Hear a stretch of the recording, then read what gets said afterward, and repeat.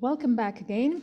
Due to unforeseen circumstances, Professor Shapoval wouldn't be able to present his keynote speech himself. So Professor of Ukrainian Studies at the University of Cambridge, Rory Finnin, is kind enough, really kind, to step in and read out the speech by Yuriy Shapoval. Right. So there will be no questions after the speech, but if you do have any comments or questions, we can take them on behalf of Yuriy Shapoval, and he will get back to you individually in a few days' time. And without much further ado, Rory Finnin.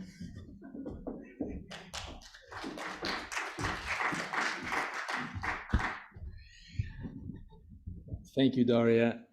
Thank you for your encouragement, everyone. Just to underscore, this is the first time I'm seeing this text, so forgive me if I stumble, if I make any mispronunciations, and I'll try to make the text feel alive in some ways. And of course, we have Professor Shapoval in our thoughts, hoping he's well, and we're grateful for his scholarship. It would be wonderful if actually, after I read this, I could field questions on his behalf, having absorbed all the content, but we know that's not going to happen.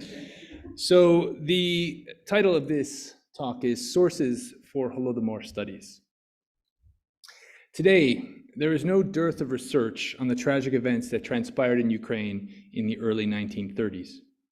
A bibliography containing about 20,000 works on the famine genocide was recently published in Ukraine. However, it may also be said that genuinely qualitative changes in understanding the far-reaching consequences of this social cataclysm, a topic that researchers from various countries, and not just researchers, are still discussing today, have taken place only really in the last few years.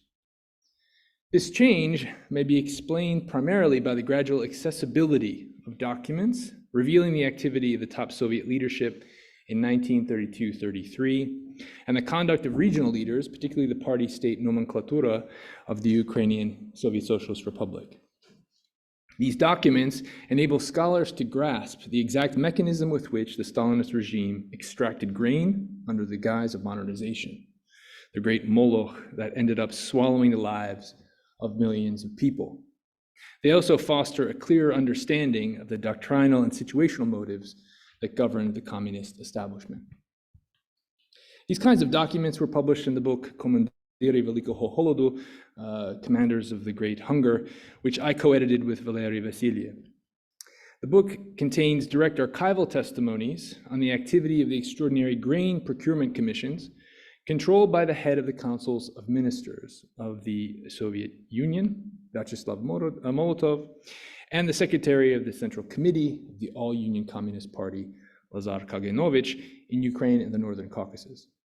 Included among the documents are telegrams exchanged by Stalin, Molotov, and Kaganovich, letters, memoranda to the above three, drafts of decisions of leading regional organs edited by Stalin's emissaries, and their speeches at various gatherings.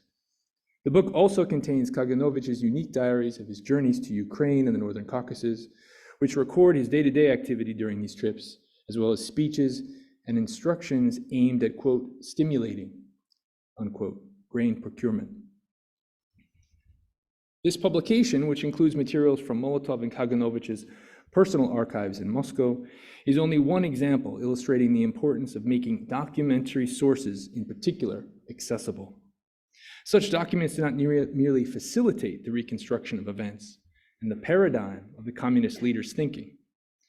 Juxtaposed against regional testimonies about the famine, these documents enable scholars to recreate the situation on the ground on macro and micro levels, which is crucially important for a general and objective assessment.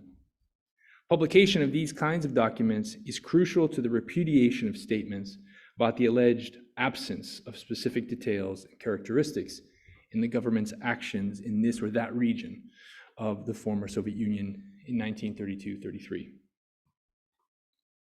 This particular set of circumstances that distinguished Ukraine was the fact that, together with the North Caucasus, Ukraine supplied more than half the grain grown in the entire Soviet Union. In discussing the Soviet Ukrainian Republic in 1931, Stalin noted, quote, a number of fertile grain-producing regions, are in a state of devastation and famine, unquote. At the same time, however, the Kremlin leaders believed that Ukraine had huge grain reserves, that collective farms and independent homesteads were supposedly hiding from the state. And for that reason, the government applied intensified methods to carry out grain procurements. As early as 1931, plans for these procurements were reduced for a number of oblasts in the Urals, the Lower Volga, the Middle Volga, and Kazakhstan, yet Ukraine and the Northern Caucasus were virtually unaffected by these reductions. In 1931, Ukraine supplied less grain than in 1930.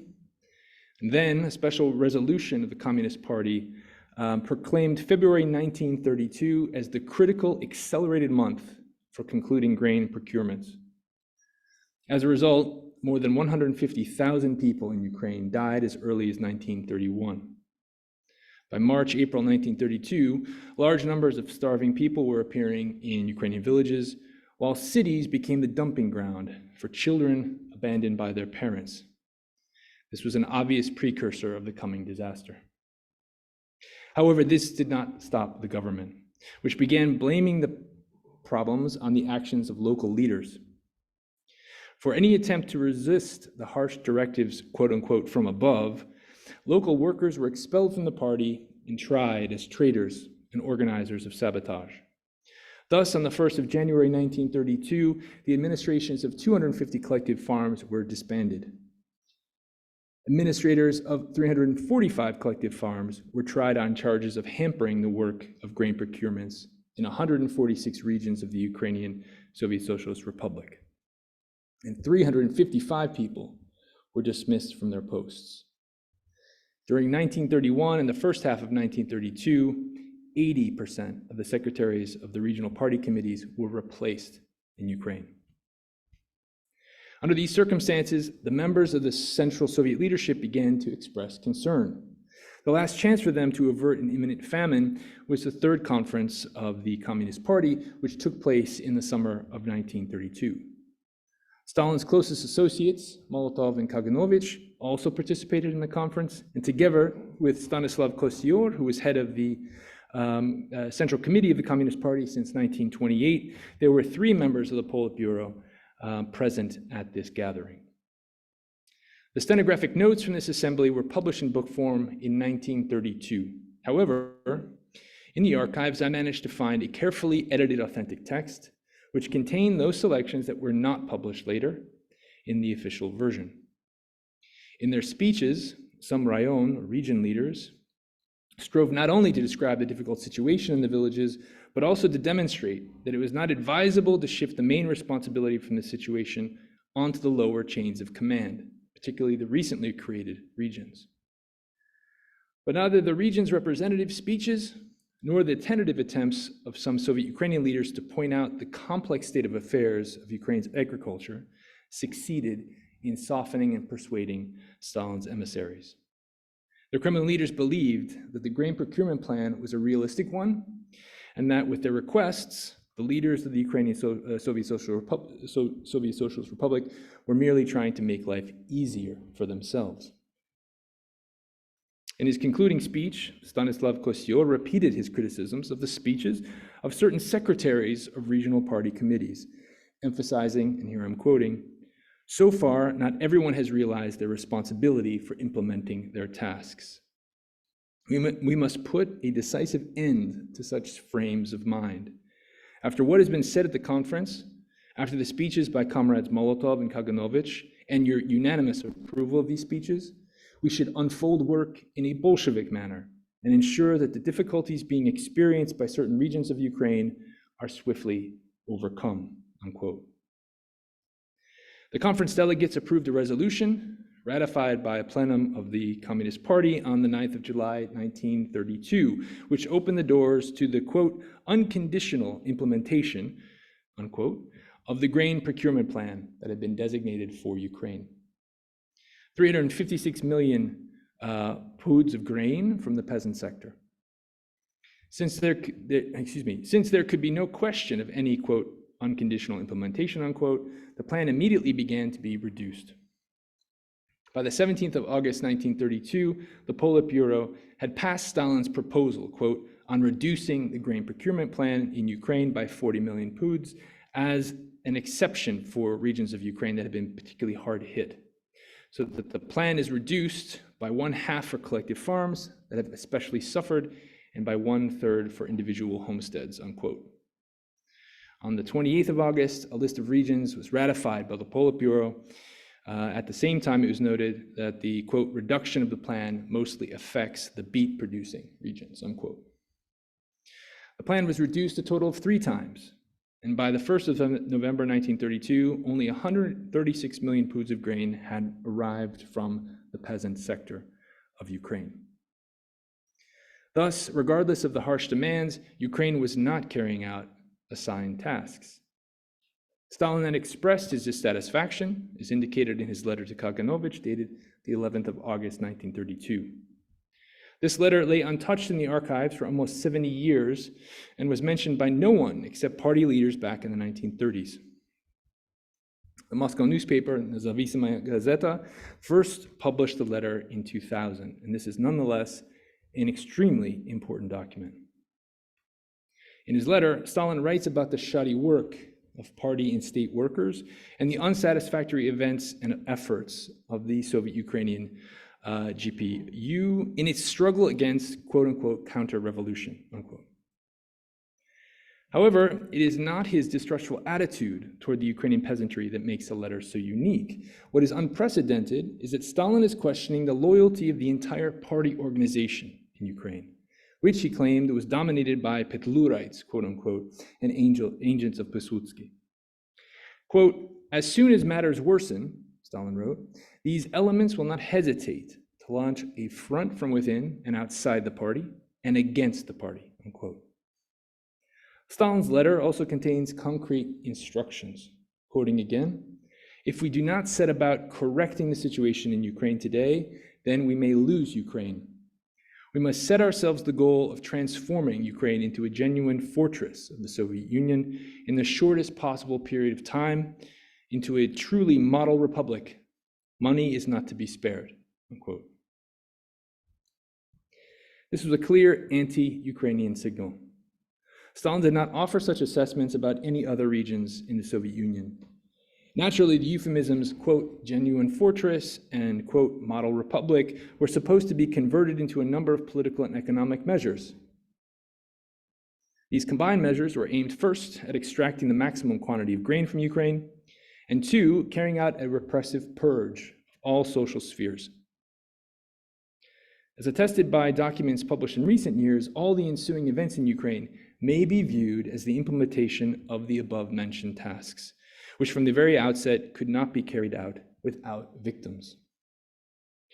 For a certain period of time, until October 1932, the party-state apparatus of Soviet Ukraine maneuvered in the hopes that Moscow would soften its demands. In late October 1932, in keeping with the decision passed by the Politburo, an extraordinary commission headed by Molotov began its work in Ukraine. 1 week later, on the 29th of October, Molotov informed Stalin, quote, it was necessary to criticize the Ukrainian organization harshly, and particularly the Central Committee of the Communist Party of Ukraine for the disarray in the grain procurements, unquote. Molotov thus gave a mighty impulse to the implementation of repressions. From the 3rd of November 1932 to January 1933, the, quote, extraordinary commission, unquote, extracted an additional 90 million puds of grain from the peasants. The system of special grain confiscation brigades had been perfected in Ukrainian villages, and these brigades received a certain percentage of eluded grain and food products, which they used to feed themselves and thus survive. There were other extraordinary commissions than just the one headed by Molotov. Kaganovich headed a similar commission in the Northern Caucasus, and Postishev in the Trans-Volga region. However, a few comments are in order here, because according to Russian researchers, action taken by Postishev's commission were not as brutal as those of his 2 colleagues, while Kaganovich's commission carried out repressions that were directed primarily against Ukrainians living in the Kuban region. Newly discovered archival documents provide grounds for the following conclusion. namely, that it was the meticulous organization of the execution of Ukrainian peasants that invested the Holodomor in Ukraine with the character of genocide. It was no accident that in the late 1932, these three individuals, Molotov, Kaganovich, Postishev, would gather in Ukraine to implement harsh repressive actions. Vsevolod Balitsky, who would soon head the GPU of the Ukrainian Soviet Socialist Republic, also joined them. All these political figures were advocates for pressure methods, and according to their a priori reasoning, there was sabotage in Ukraine, which was impeding the grain procurement plans and thus had to be liquidated. A new round of establishing order, quote unquote, began in Soviet Ukraine, and Balitsky put forward yet another theory, according to which, quote, organized sabotage of grain procurements and the false sowing, organized mass theft in collective farms and Soviet state farms, terror waged against the most stalwart and principled communists and activists in villages, the movement of dozens of Petlurite emissaries, and the distribution of, quote, Petlurite leaflets were taking place in Ukraine. He was convinced of the, quote, clear-cut existence in Ukraine of an organized, counter-revolutionary, insurgent underground that has links abroad and with foreign intelligence services, primarily the Polish General Staff, unquote. On the 5th of November, 1932, Molotov and the secretary of the Central Committee of the Communist Party of Ukraine, Mendel Khatayevich, sent a directive to Oblast Party committees, ordering them to undertake immediate and decisive actions to implement the law of the 7th of August, 1932, which were to be accompanied, quote, by mandatory and speedy implementation of repressions and merciless punishment of criminal elements within the collective farm leaderships, on the basis of the well-known decree on the protection of collective property, unquote. On the 26th of November 1932, the Soviet Ukrainian press published an order issued by the People's Commissar of Justice and the General Prosecutor of Soviet Ukraine, which emphasized that repression was one of the several powerful instruments used for crushing class resistance to the grain procurements. The order authorized the use of ruthless measures against kulaks and all class enemies who were wrecking and impeding the successful struggle for grain. On the 5th of December 1932, Balitsky issued what was called the Operational Order of the GPU of Soviet Ukraine, which assigned his subordinates, quote, the basic and principal task, the urgent dismantling, exposure, and crushing defeat of counter-revolutionary kulak Petlurite elements that are actively thwarting the basic measures of the Soviet government and party in the villages. On February 13th, 1933, Balitsky issued order number 2, quote, on the next tasks of the secret service operational works of the organs of the GPU of Soviet Ukraine. First, Balitsky informed his subordinates that, quote, an analysis of liquidated files indicates that in the present case, we've encountered a single, painstakingly elaborated plan for the organization of armed resistance in Ukraine by spring 1933, with the goal of overthrowing the Soviet government and establishing a capitalist system, the so-called Ukrainian Independent Republic, unquote. At the same time, he assigned the GPU of Soviet Ukraine, quote, the most fundamental and principal task of ensuring the spring sowing, unquote. In order to execute this order, regions or rayon divisions of the GPU were relieved of, quote, cases with little promise, unquote, while workers from oblast divisions of the GPU were dispatched to assist them. Employees of special departments were dispatched to those regions where, quote, insurgents and spies, unquote, were active. Workers from economic departments were sent to industrial regions with large Soviet state farms, while employees of the secret political departments of the GPU were dispatched to every other region. Balitsky's order also authorized the use of critical measures in order to prevent a mass exodus from Ukraine of peasants searching for bread. Chekists took part in searches for hidden grain. Thanks to recently uncovered archival documents, scholars are now able to picture in a more systematic fashion, without simplification, without one-sidedness, the exact methods that were used to, quote, strike a decisive blow against Ukrainian villages. These methods included, first, fines in kind. These penalties were introduced by a resolution entitled On Measures for Intensifying Grain Procurement, which was passed by the Central Committee of the Communist Party of Ukraine on the 18th of November, 1932. In particular, the resolution authorized a levy of fines in kind from independent homesteads not fulfilling the grain delivery plan. These then took the form of a 15-month quota of meat deliveries and a yearly quota of potatoes on top of grain deliveries. On the 20th of November, 1932, the Council of People's Commissars of Soviet Ukraine approved a decision to introduce fines in kind for collective farms that, quote, had allowed the theft of collective farm grain in which were maliciously wrecking the grain procurement plan, unquote. These fines in kind appeared to be, quote, additional tasks, unquote, requiring a 15-month quota of meat deliveries that a given collective farm was to supply in the form of both collectivized cattle and cattle belonging to collective farm members. In other words, the principle of both individual and collective responsibility was being introduced here. As one Ukrainian researcher has precisely noted, quote, in Soviet Communist Party resolutions on fines in kind, only meat, sallow, and potatoes are mentioned. They make no mention of long storage products. Yet within 2 months after the publication of the 18 November resolution, quote unquote, malicious debtors, unquote, were issued fines in kind in full. Holodomor survivors have confirmed this, and with the exception of 1,500 farms, all the collective farms in Ukraine were branded as, quote, malicious debtors, unquote. Another method used to strike a decisive blow included ban on trading food. On the 1st of December 1932, the Council of People's Commissars of the Ukrainian SSR banned the trade in potatoes in regions that were maliciously refusing to fulfill their contract duties, and the inspection of current stores of potatoes in collective farms. 12 regions in Chernihiv and 4 regions in Kyiv and in Kharkiv were listed. On the 3rd of November, trading in meat and animals was banned in a number of regions of Ukraine.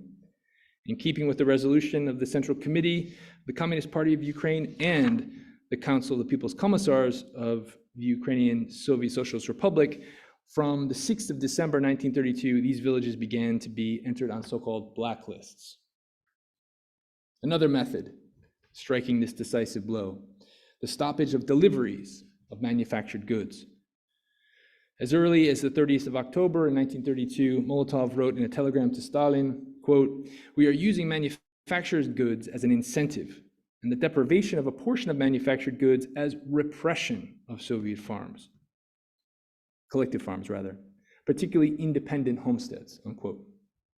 Sources confirm that no detail was too small for Stalin's premier. For example, on the 20th of November 1932, Molotov sent a telegram to Kostyur from Hennicheks. Quote, "Until now, the order containing and concerning the sale of matches, salt, and kerosene has been in place everywhere in the regions.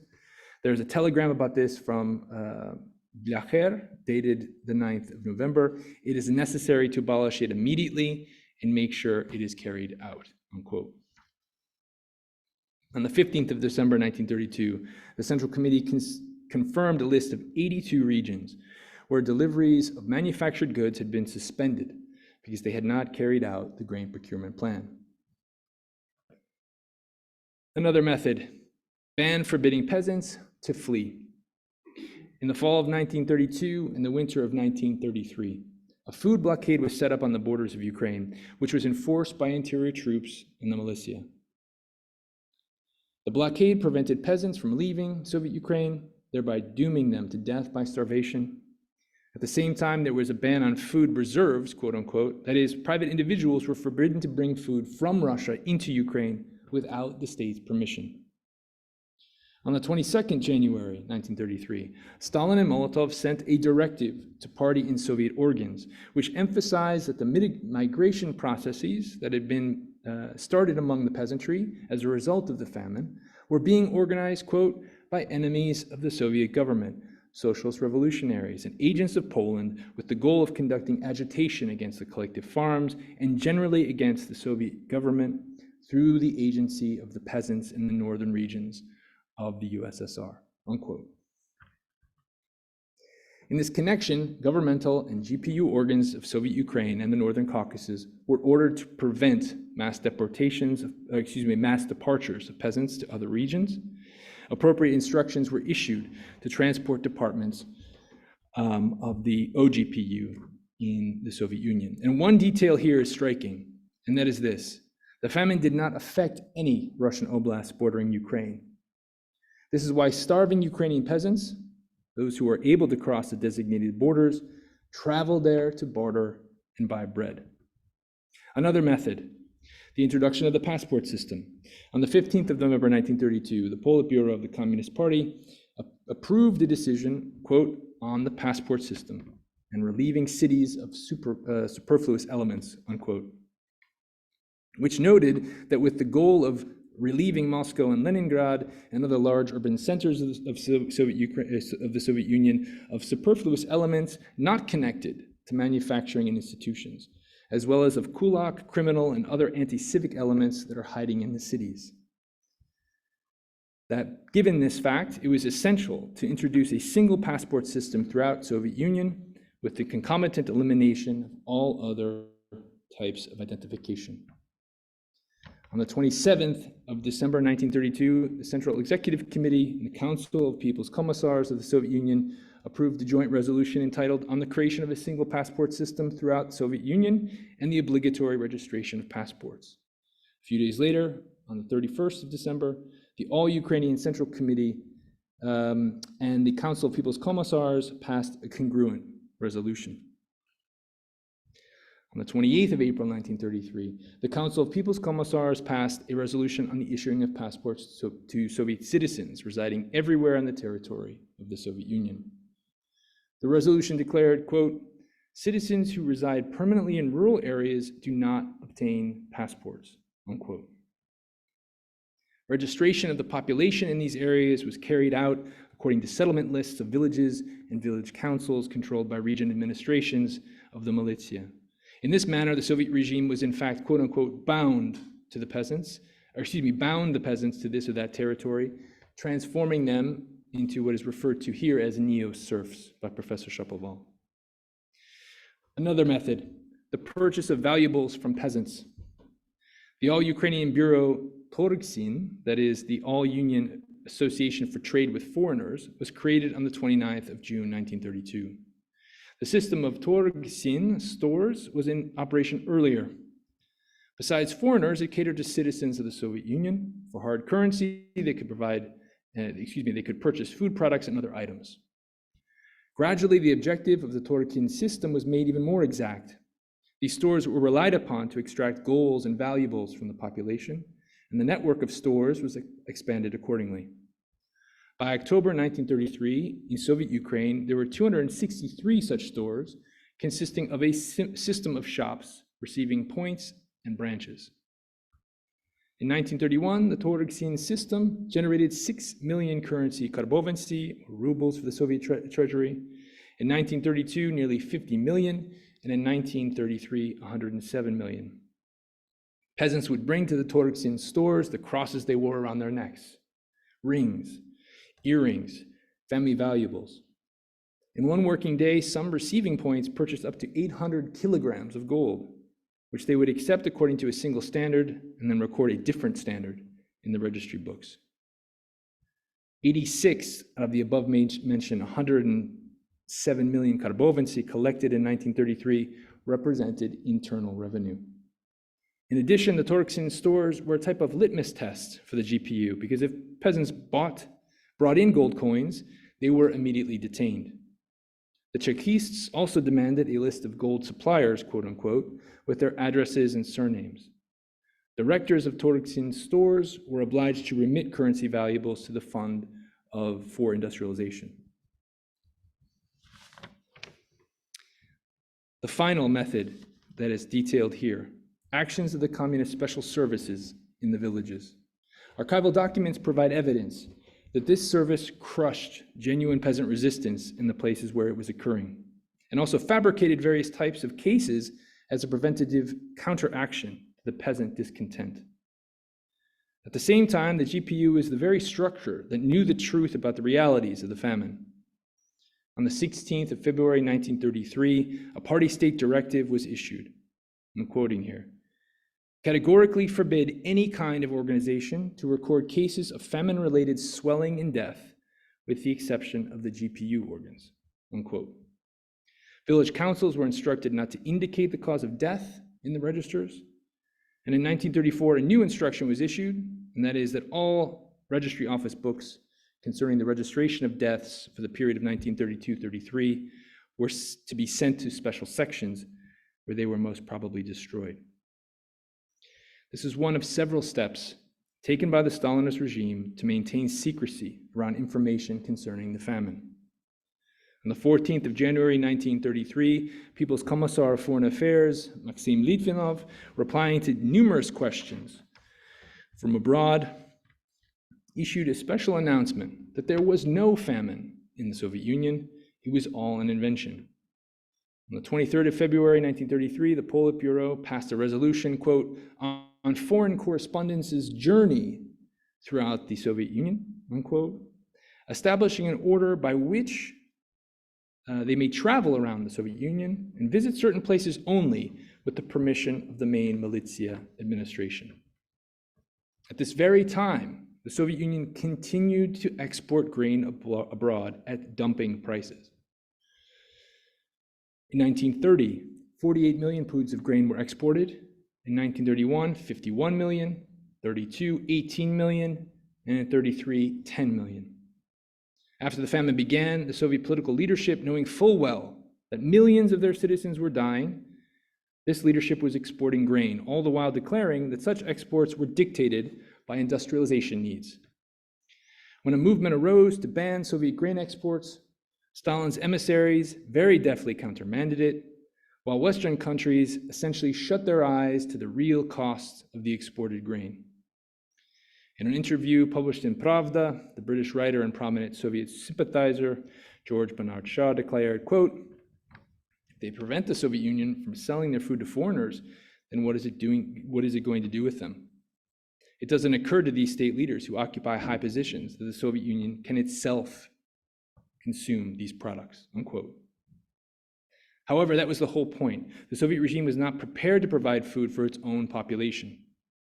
Although this was incomprehensible to people like Bernard Shaw, it was the unvarnished truth. The world economic crisis caused an unprecedented drop in world prices for industrial equipment. Soviet external trading organizations were aggressively purchasing such equipment with hard currency with advantageous terms of payment. But prices for agricultural products fell even lower. And in order to earn hard currency, the Soviet Union sold primarily grain and forestry products, at the same time assuring the West that there was no famine in the Soviet Union. There were forces in the West, however, that knew the famine was no fabrication. Information, particularly about the situation in Ukraine, was being transmitted primarily through diplomatic channels. For example, on the 31st of May, 1933, the Italian consul in Kharkiv, Sergio Gradinego, sent a dispatch in which he wrote, quote, famine is continuing to rampage and destroy people, and it is simply impossible to comprehend how the world can remain indifferent to such a disaster, unquote. On the 21st of October 1933, the Moscow correspondent of the British newspaper Manchester Guardian wrote, quote, as for the question of hunger, no honest and open-minded observer in these villages, which I personally visited, would either assert that there is hunger now or deny that there had been hunger, and a good deal of it in the early months of the year, especially in April and May. It can be definitively stated that no provinces within the radius of several hundred miles of Moscow experienced the Ukrainian and North Caucasian extremities. What made the situation in Ukraine radically different from what was happening in, say, Russia and Kazakhstan were changes in the national policy.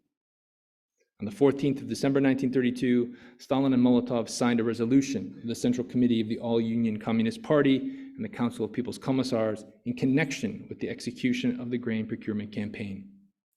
This document stipulated, quote, the correct implementation of Ukrainianization, quote unquote, in Ukraine and beyond its borders in regions densely settled by Ukrainians, The document also included a categorical imperative to wage a struggle against Petlurite and other quote-unquote counter-revolutionary elements.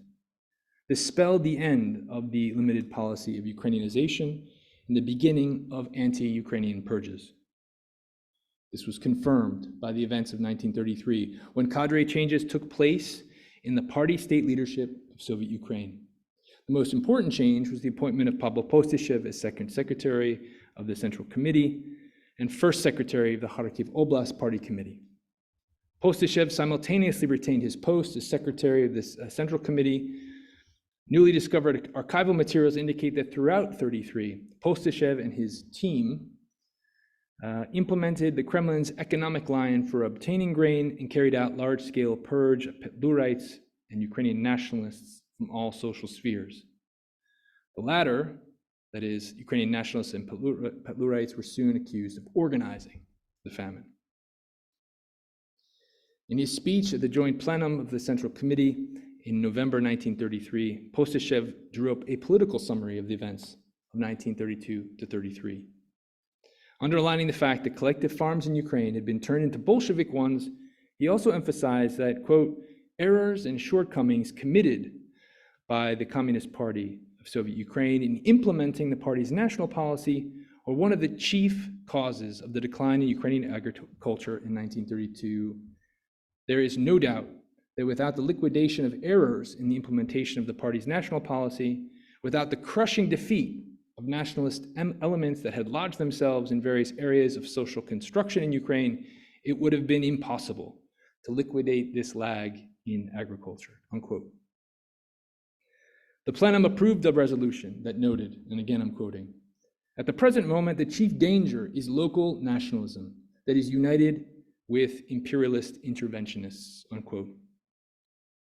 This present moment would be extended over a period of many years, thus legitimating the rollback of the Ukrainianization policy and the beginning of the campaign of mass repressions, which in Ukraine began as early as 1933. To summarize, archival documents that have been uncovered in the last few years incontrovertibly attest to the fact that the famine genocide was a desirable and effective device for transforming Ukraine into the, quote, model republic, unquote, to use Stalin's euphemism. According to these new documents, the actions of the Stalinist regime reveal special anti-Ukrainian accents whose significant and profound consequences will serve to expand the range of scholarly discourse on the Holodomor. Thanks to Professor Shapoval for this text. Thank you very much for bearing with me and listening. Thank you.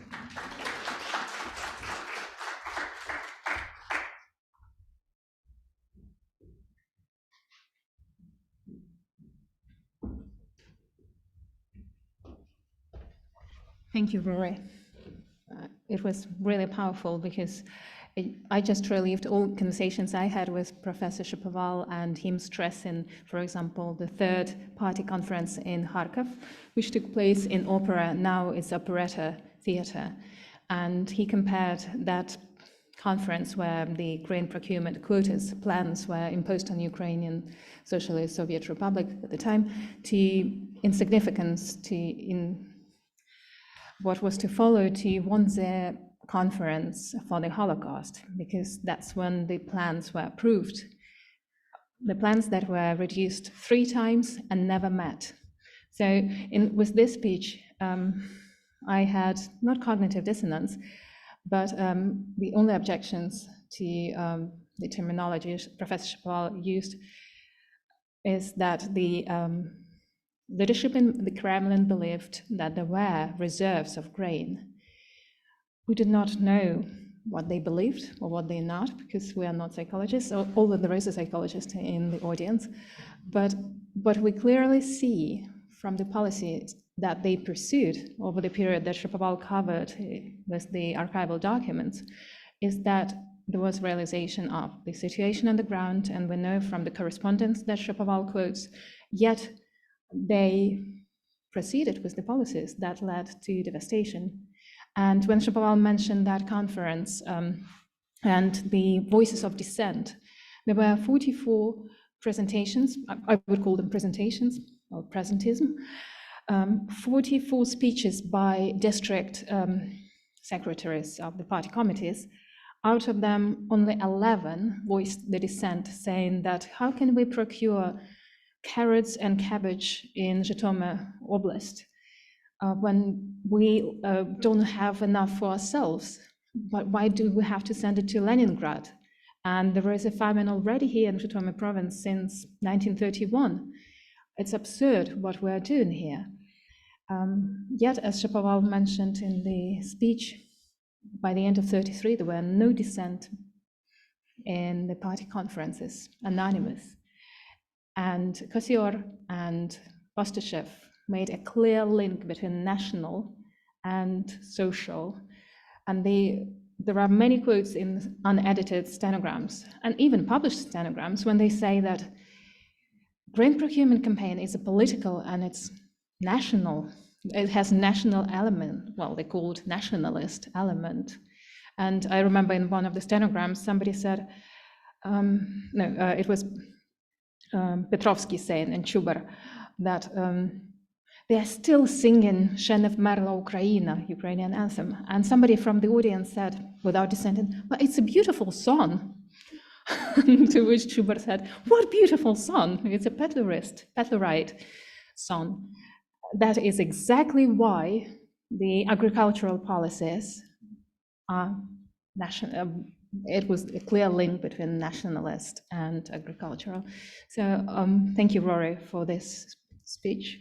It's really powerful, especially for the scholars of the Holodomor, because it's a good overview of how the famine was possible in the recently discovered documents. Only I would say Shapoval knew about these documents not a couple of years ago, but he was trying to disseminate these documents at least for the last 5 years to stress the importance of the third conference. So on this, we will finish our day of conferencing, and you can take a break, or you can move to the Bread Brick Cafe or bar for drinks and informal socializing. Before we'll be called downstairs to the dining hall for dinner, formal dinner at 7 p.m. So between that time, feel free to stay in the bar or take rest before dinner. Thank you very much.